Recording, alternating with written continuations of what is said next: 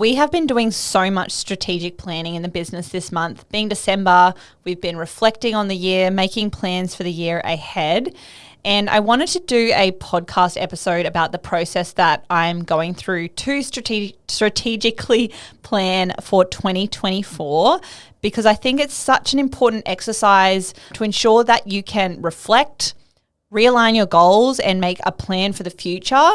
And this is especially important for business owners that want to grow their businesses, because if you don't have clarity on these things and utilize strategic planning, it can cause you to end up running in the wrong direction. And trust me, I've been there.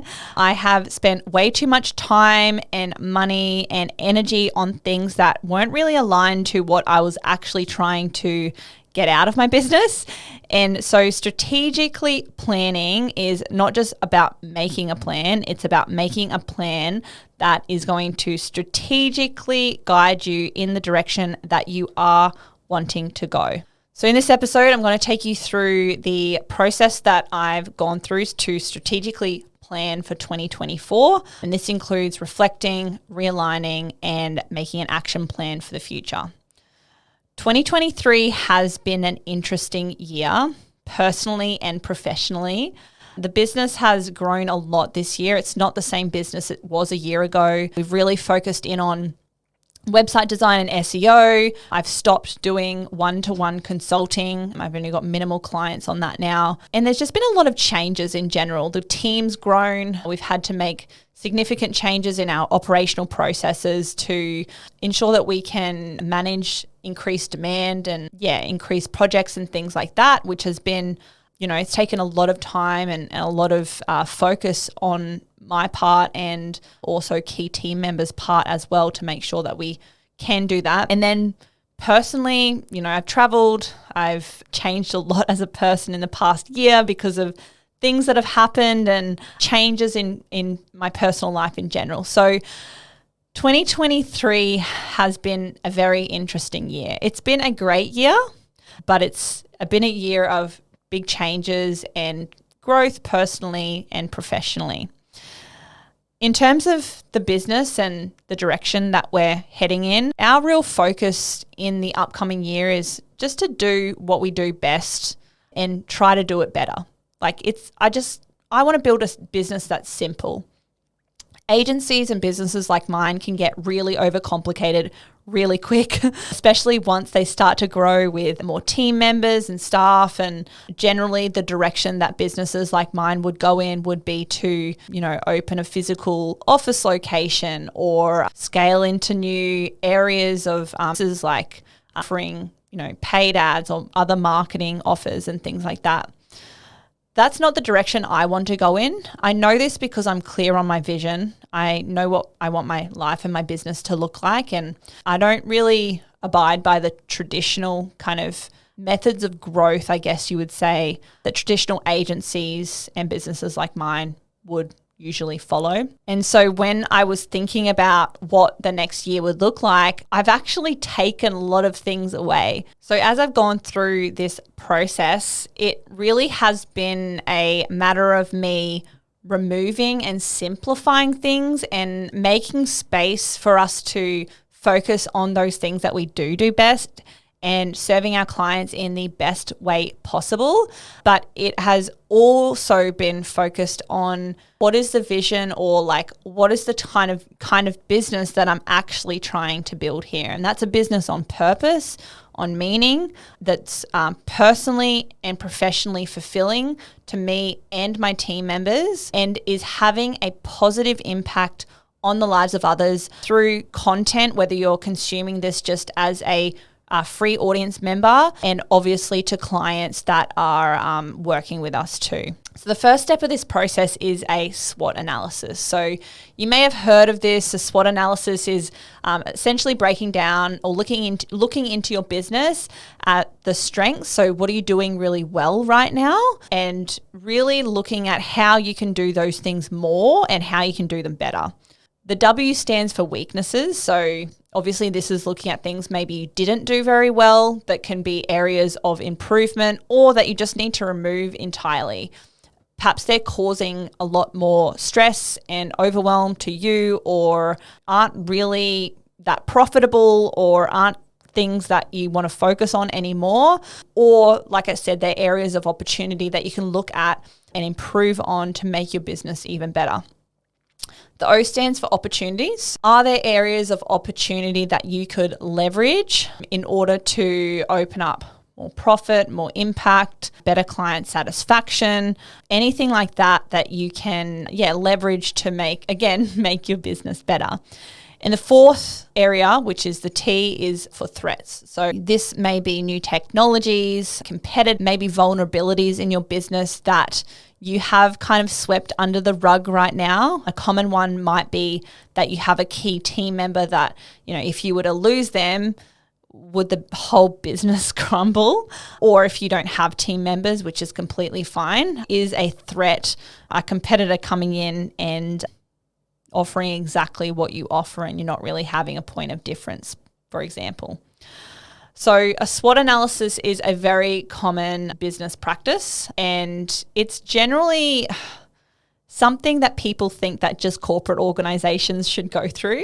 But I think it's just such an easy and effective way to become mindful of areas of opportunity or things that might need improvement that are easy to fix, and that you can create a plan or initiatives around to improve that are going to help drive your business forward by fixing those problems and being mindful of them, and just fixing things before they actually become problems. So finding issues or, weaknesses in your business and fixing them before they become big issues, The second step is to audit yourself, audit your energy, your health, and your vision. So if you have a business that still relies heavily on you in order to operate, which is the majority of people, yes, we want to automate and optimize and delegate as much as possible. And the dream is to have a business that you can step back from if you want to, so you can work on high level things or take a break when you want to. The fact is that it's going to take time and a lot of work to get to that point. But you want to be able to sustain yourself until you get to that point and still maintain your health and vitality through that process as well. Because if you can't work at full capacity, then neither will your business. And there's been a lot of studies to show there's a strong link between the well-being of a business owner and the success of a business. So if you're working or pushing through because the success of your business is so important, then you actually need to reframe that and remember that prioritizing yourself and your energy levels and your health is going to actually be the thing that allows you to grow your business further. 63% of business owners say that they've experienced burnout at some stage or another, and you want to avoid getting to that point. Because at the stage of burnout is when you're going to have no choice but to step back or reduce your capacity. And like I said, if your business growth is important to you, then you definitely don't want to get to that point. And you definitely don't want to push through that point either, because you're going to have a lot of other issues to deal with. So checking in with your current health and especially your stress levels and frustrations and things like that. What is causing you to be overly frustrated or causing you extra stress, or what is feeling like it's draining you in your business and not giving you energy? They're the things that are going to be taking from you. You want to do more things that are going to fill up your cup, give you energy, make you feel inspired and motivated. So the goal essentially is to repurpose or reframe the things that you're doing in your business to do less of the things that drain you and do more of the things that make you feel alive, essentially. And that's always going to come back to the work that is most professionally fulfilling to you.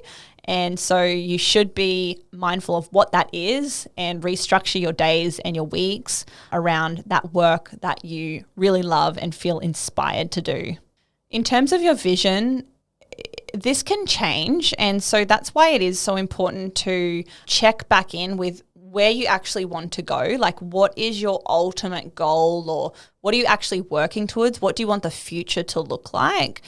And so writing this down and getting clear on what that is, and then realigning what you're doing in the business to make sure that you're on the path to achieve that. Just brings everything together again and make sure that you aren't pushing towards a future that you actually don't even want. So if you're not sure what that is, I'm going to come back again to 3 areas that I always talk about in all of the episodes of the Purpose Driven Business podcast, because it really is the cornerstone of the entire concept. Your vision and the business that you are building, in my honest opinion, should be the one that gives you personal fulfillment, professional fulfillment, and makes a positive impact on the lives of others. So when you're creating a vision for your future, that comes back to your personal fulfillment. Like, what do you want your life to look like?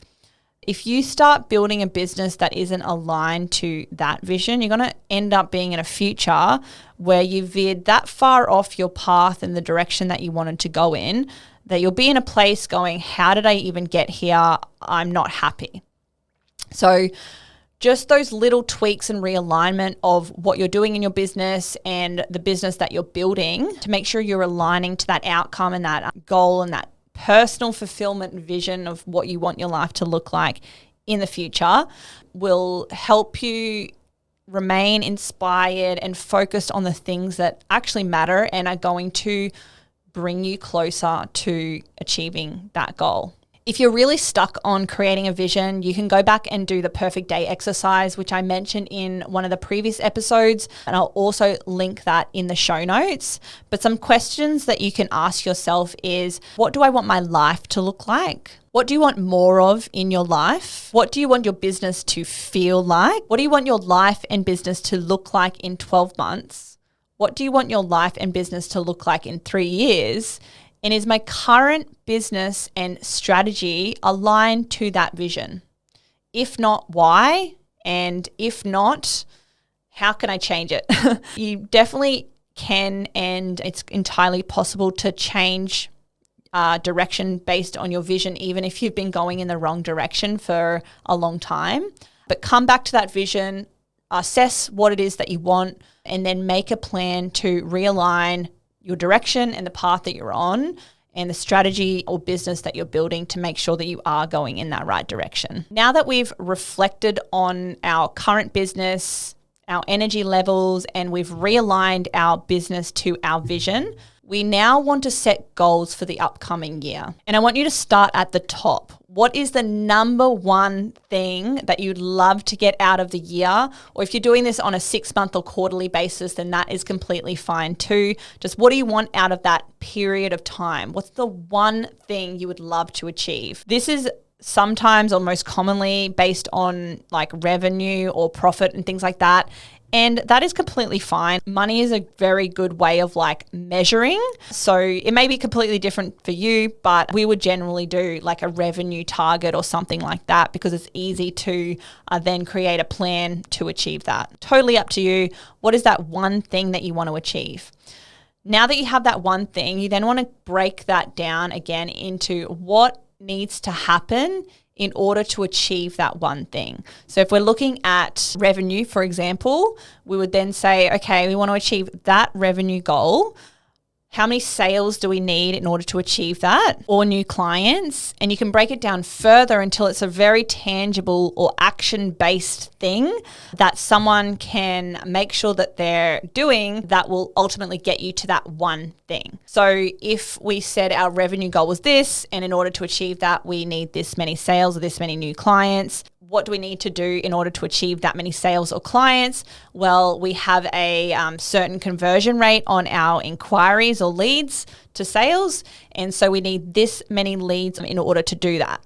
Again, we can break that down. Well, what do we need to do in order to achieve that many leads? Well, the things that you do have control over are things like, where are you marketing?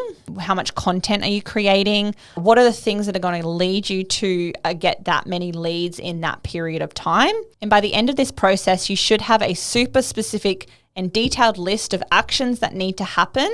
And you're going to use this in the next step when we're creating our core initiatives and things that you and or your team are going to focus on in the upcoming period of time. I also want you to be mindful as you go through this process of why you want to achieve that. Like if it is a revenue goal, like what does that actually give you? Like what's the purpose or the why, or like what is it about that goal that makes you tick? Because if you're just building a business for the sake of building a business, or you have these arbitrary revenue goals, they're not bolstered on meaning or purpose, it's going to be really easy to be inconsistent or not really be accountable to the goal, or just not feel like it's that important. So goals both bolstered on meaning and purpose are going to be easier to stick to because you have that why behind it and you know it's something that is of importance to you. So before we move to the next step, I want you to just reflect on the goal that you've set and just ask that question of why is this important to you? So once you have those goals, we can then create core initiatives for the business growth. This can be broken down into different categories or different departments within the business, but you'll generally find even if there's one thing that needs to be achieved, there's probably a few different initiatives that need to happen in different departments in order to make that goal happen. So again, going back to the example of that revenue goal, the actual actions that need to happen in order to achieve that, we've broken down and we've got a super specific and detailed list of actions. There might still be things in other areas of the business that need to happen in order to, facilitate that goal too. So let's say for us, if we had a revenue goal and a lead goal and we had the actions that we wanted to take in order to achieve that, there may be things in our fulfillment process that need to be improved in order to make that capacity possible, if that makes sense. So even though our goal might be marketing related and our core initiative related to the exact outcome we're looking to achieve, would be marketing focused specifically to get us that amount of leads and that amount of new sales. There may be things in product that need to be improved. There may be things in our sales process that need improvement as well that will further support that goal and that outcome. So in this step, what I want you to do is write down a maximum of 3 core initiatives in different areas of the business that relate back to that one thing and will ultimately help you grow and improve the business in these areas and ultimately help you achieve that goal. So this process will be made a lot easier if you go and grab our strategic planning process worksheet. I will put it into the show notes as well. It essentially gives you the tools that you need to go through this process with ease. You can obviously just write all this down onto a piece of paper, but essentially the process that I've taken you through starts with a SWOT analysis to reflect on the current state of your business, checking in or auditing your health and energy levels, setting or realigning your vision and making sure that you're driving your business in that right direction, and then setting goals and core initiatives for the upcoming year or period of time that you're planning for so that you can have actions that need to happen in order to get you the outcome that you want to achieve, which is that one thing that you're focused on and driving the business forward with. So I hope this has been helpful in taking you through the strategic planning process that I have gone through for Eastbound Digital this month. And again, you can get the worksheet in the show notes. It also comes with a free ClickUp workspace, so you can also have this directly in your project management system if you use ClickUp. Otherwise, it's just a Google Sheet, which will take you through step by step the exact process of strategically planning for your business for 2024.